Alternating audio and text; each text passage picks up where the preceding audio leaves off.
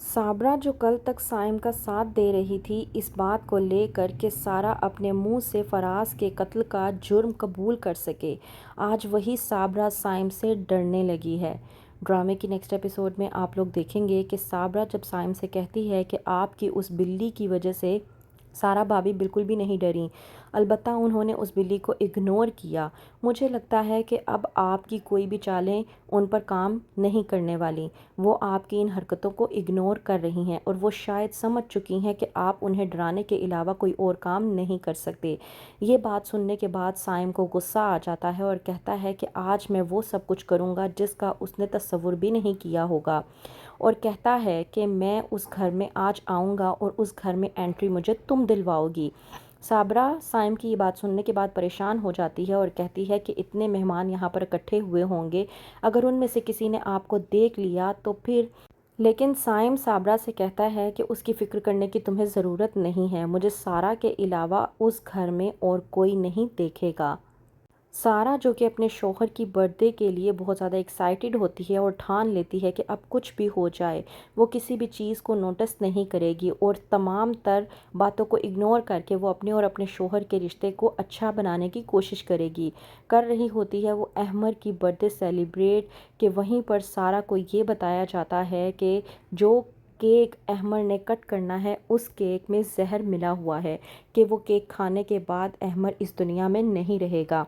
سارہ یہ سننے کے بعد گھبرا جاتی ہے اور اپنے شوہر احمر کو بچانے کی خاطر جاتی ہے۔ جب احمر وہ کیک کٹ کر کے کھا رہا ہوتا ہے تو جا کر سارہ احمر اور دیبا کو دھکا دے دیتی ہے، جس کی وجہ سے دیبا کو بے انتہا چوٹ لگ جاتی ہے، اور وہاں پر موجود جتنے بھی مہمان ہوتے ہیں وہ سارہ کو پاگل قرار دیتے ہیں اور کہتے ہیں کہ کتنی احمقانہ اور پاگلوں والی حرکتیں یہ لڑکی کر رہی ہے۔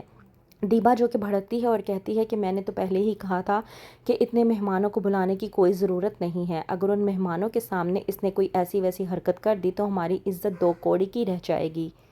تمام تر مہمانوں کے چلے جانے کے بعد دیبا بھڑکتی ہے اور کہتی ہے صبیحہ سے کہ تمہاری بیٹی پاگل ہو چکی ہے، اسے علاج کی ضرورت ہے۔ صبیحہ جو کہ بھڑکتی ہے اور کہتی ہے کہ آپ نے کیا یہ پاگلوں والی رٹ لگا کر رکھی ہوئی ہے اور آپ اس طرح سے بات نہیں کر سکتی۔ دیبا جو کہ غصے کے عالم میں صبیحہ سے کہتی ہے کہ میں ایسے ہی بات کروں گی، اور ویسے بھی ہمیں اس نے آرام سے بات کرنے کے لائق چھوڑا ہی کہاں ہے۔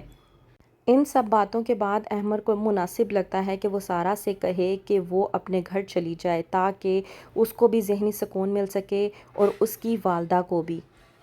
احمر جاتا ہے سارہ کے پاس اور جا کر کہتا ہے کہ سب کی بہتری اسی میں ہے کہ تم اپنے والدین کے ساتھ اپنے گھر واپس چلی جاؤ، تاکہ سب کو دو پل کا سکون نصیب ہو سکے۔ اسی بات پر مسعود اپنی بیٹی سارہ کو سمجھانے کی کوشش کرتا ہے اور کہتا ہے کہ کسی بھی سچویشن پر ریئیکٹ کرنے سے پہلے اس تمام تر سچویشن کو انالائز کر لینا چاہیے۔ سارہ اپنے والد مسعود سے کہتی ہے کہ میں بہت گھبرا گئی تھی، مجھے کچھ سمجھ نہیں آیا تھا کہ میں آخرکار کیا کروں۔ وہیں پر دوسری طرف دیبا جو کہ اپنے بیٹے احمر سے کہتی ہے کہ سارہ بھی اس گھر سے چلی تو گئی ہے لیکن اب وہ اس گھر میں واپس نہیں آئے گی، تم اسے طلاق دو گے اور یہ میرا آخری فیصلہ ہے۔ تو کیا واقعی میں احمر اپنی والدہ دیبا کے کہنے پر سارہ کو طلاق دے دے گا، اس سارہ کو جس سارہ سے اس نے اپنی والدہ کے خلاف جا کر شادی کی تھی؟ تو کیا کرے گا احمر، کیا ہوگا سارہ کے ساتھ؟ مزید آگے جاننے کے لیے دیکھتے رہیے ڈرامہ سیریل ہمراز۔